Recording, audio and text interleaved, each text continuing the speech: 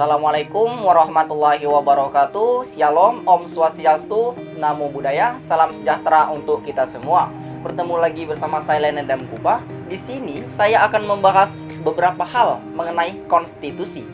Mulai dari pengertian konstitusi, klasifikasi konstitusi, sifat konstitusi, nilai-nilai konstitusi, sampai pada mekanisme perubahan daripada konstitusi itu sendiri. Yang pertama, saya akan membahas mengenai pengertian daripada konstitusi itu sendiri. Nah, dalam hal pengertian konstitusi, ada beberapa ahli yang mengungkapkan pendapatnya mengenai pengertian daripada konstitusi itu sendiri.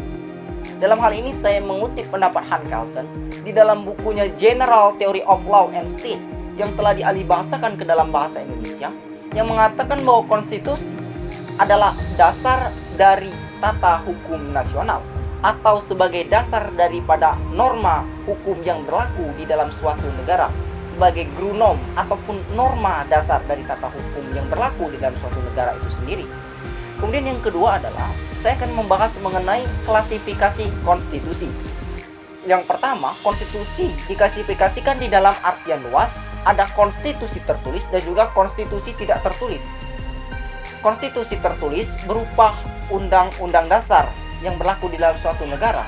Adapun konstitusi tidak tertulis biasanya berupa kebiasaan yang hidup di dalam masyarakat dalam suatu negara.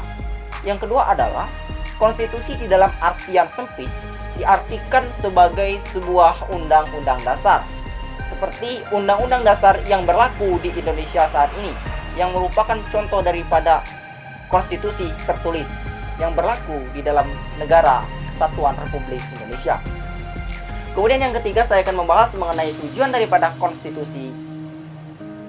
Adapun menurut Siepstrong, tujuan daripada konstitusi adalah untuk membatasi kewenangan daripada pemerintah, menjamin hak-hak rakyat yang diperintah, dan juga menetapkan pelaksanaan kekuasaan yang berdaulat.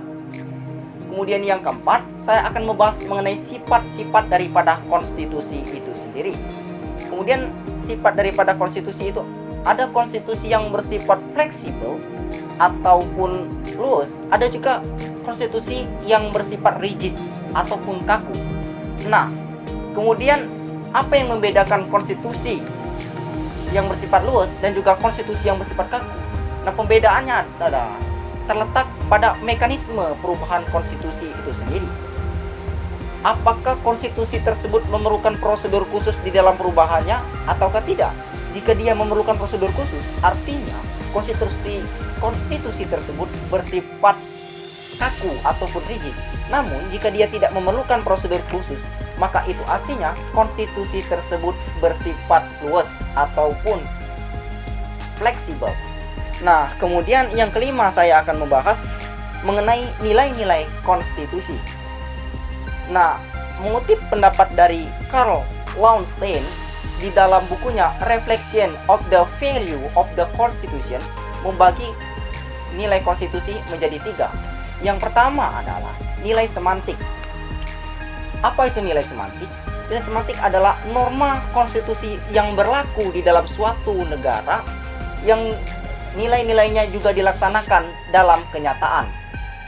Kemudian yang kedua adalah nilai konstitusi nominal, yakni suatu konstitusi itu berlaku di dalam suatu negara, tetapi masih ada pasal-pasal yang merupakan norma daripada konstitusi itu sendiri yang belum dilaksanakan.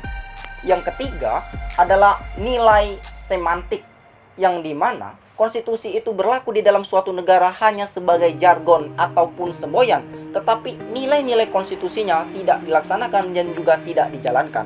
Kemudian yang keenam adalah saya akan membahas mengenai macam-macam mekanisme perubahan konstitusi. Menurut Siepstrong, ada 5 mekanisme perubahan konstitusi. Yang pertama adalah dilakukan oleh legislatif dengan pembatasan-pembatasan tertentu. Yang kedua, dilakukan oleh rakyat melalui referendum. Yang ketiga adalah dilakukan oleh negara serikat pada suatu negara serikat. Kemudian yang kelima adalah dilakukan oleh suatu konvensi yang dilakukan oleh suatu lembaga negara khusus yang dibentuk khusus untuk melakukan perubahan.